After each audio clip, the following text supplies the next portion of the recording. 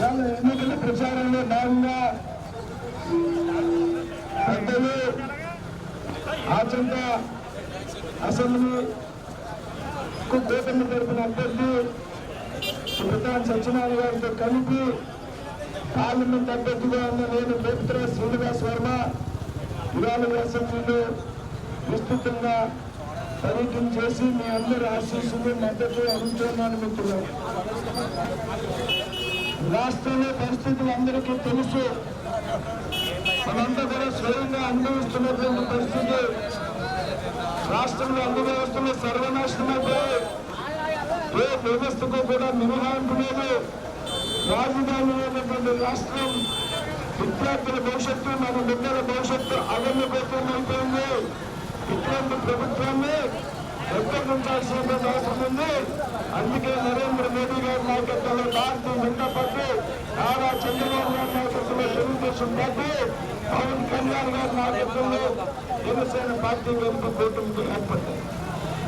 ఇవాళ మూడు పార్టీలు కలిపి ఎన్నికల్లో పోరాటం చేస్తుంది. ఈ రాష్ట్రాన్ని కాపాడుకోవడం కోసం ముఖ్యంగా ఎవరైతే జనసేనాధిపతి పవన్ కళ్యాణ్ గారు ఉన్నారు, వారి యొక్క త్యాగాల ఫలితంగా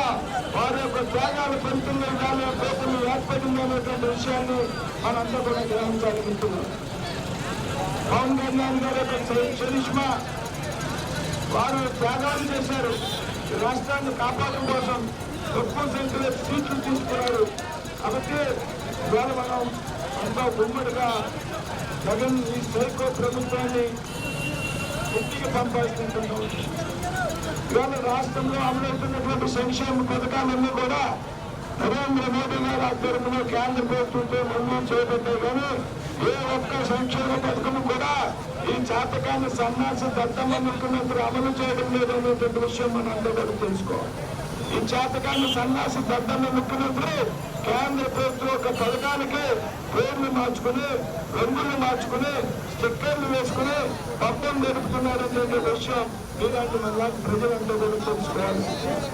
జగన్ ప్రభుత్వం జగన్ ఇంటికి పంపడంతో పాటు ఆచంట అసెంబ్లీలో ఒక దుర్మార్గుడు శాసనసభ్యుడుగా ఉన్నాడనేటువంటి విషయం ప్రజలంటే అసహ్యం, ప్రజలతో మాట్లాడటం అసహ్యం, కుటుంబంతో కలిసి మమేకమే కలిసి పనిచేయడం అసహ్యం. నమస్కారం పెడితే మోసం వేస్తాడు, దండం పెడితే కొద్ది పెద్దలు చేస్తాడు. అయ్యా నమస్కారం అంటే ఏంటి చీప్ రమ్మంటాడు. ఇటువంటి శాసనసభ్యుడు వేల ఆచరణలో ఉన్నారు. అత్యంత అవినీతి భారతీయ విద్యా పిల్లలు చదువుకునేటువంటి ఒక స్కూల్, ఇంటర్నేషనల్ స్కూల్